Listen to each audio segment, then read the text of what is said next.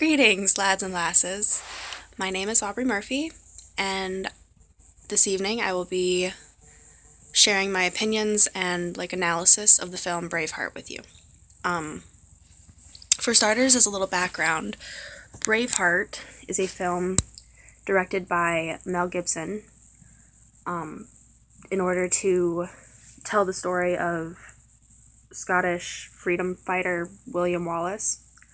He fought on the side of the Scottish in a rebellion against English rule in the 1300s in a series of battles known as Scottish Wars for Independence. The king at that time, Edward the First, I gotta make sure this is recording, hold on. Okay, yeah, we're good. His goal was to become a world ruler. He had already conquered France and had made arrangements for his son, Edward II, to marry the young princess of France, Isabella. And that's where I'm going to start my first rant, is the historical inaccuracy with which Gibson handles the women and the overall romantic drama and stuff in the film. For starters, William Wallace's story, it starts out with him falling in love with a woman named Maron, who they were in love and were to marry during a time that in the film Edward I had passed a law known as the Prima Noctes, which is a great little thing. It gave nobles, English nobles and sirs and knights and all that, the right to bed a woman on her wedding night, therefore taking her virginity from her husband and from her. And it was great. I was, woo, good thing. So the first problem with that is that there's no actual historical evidence that that was a problem.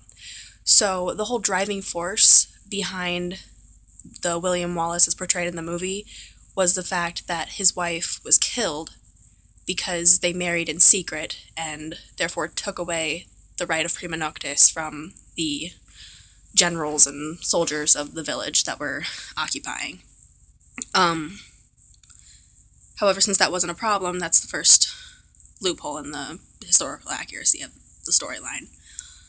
From there, we see him kind of go through this, in between there's a bunch of battles, he makes alliances with all these important groups of people, which there was historical accuracy in that, in the way that during this time, not only was Scotland fighting against the English rule, but they were also fighting for, right to the Scottish crown.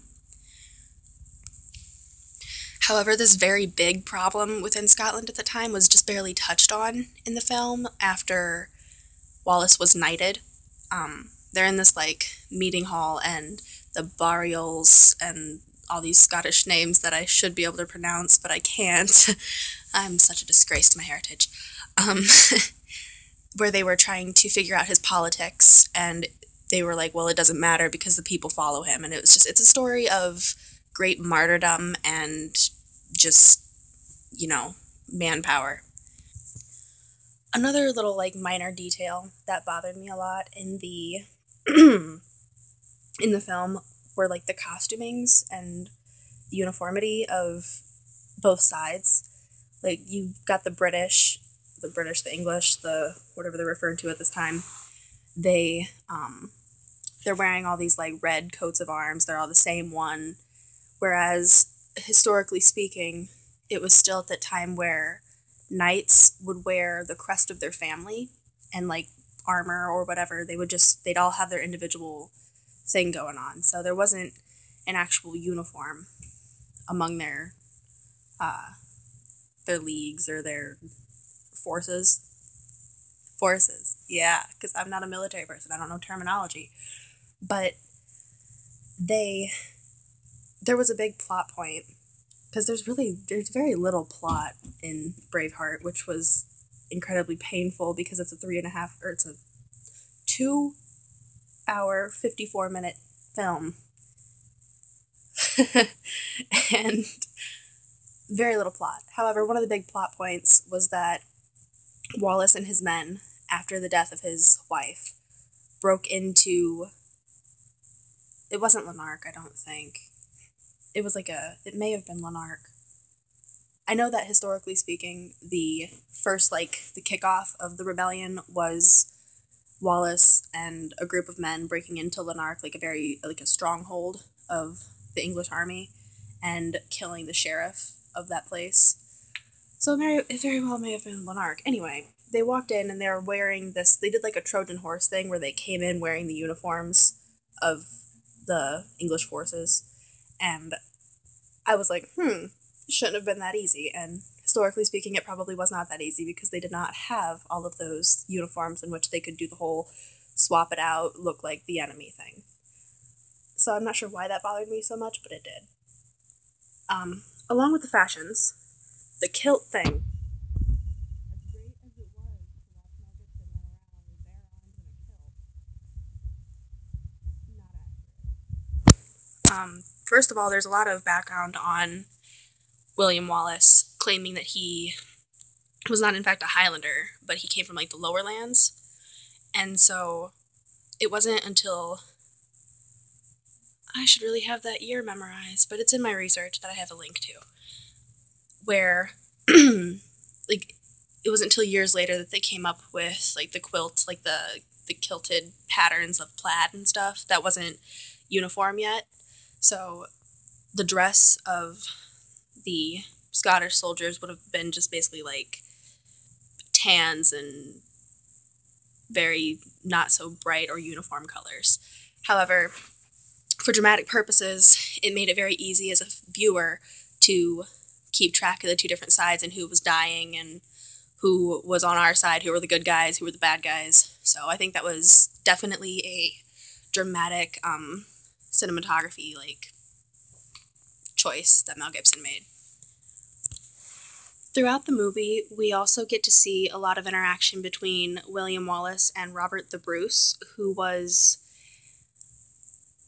from a family that was fighting for the throne, along with the Biolis or the Biola.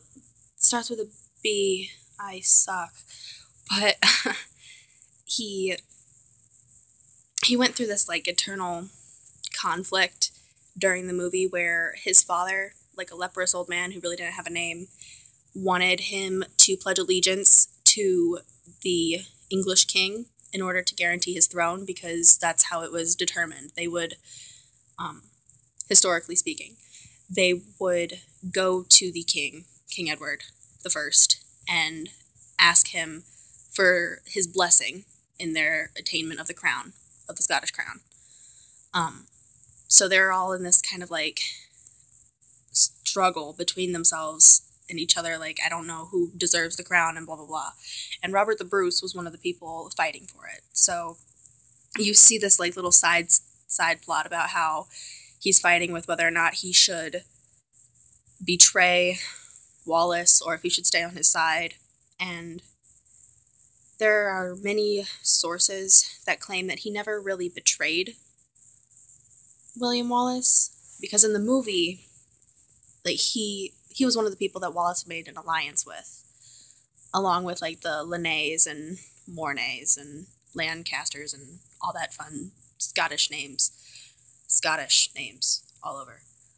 And it shows him fighting for it, but that was never really a problem because he kind of kept quiet throughout the struggles between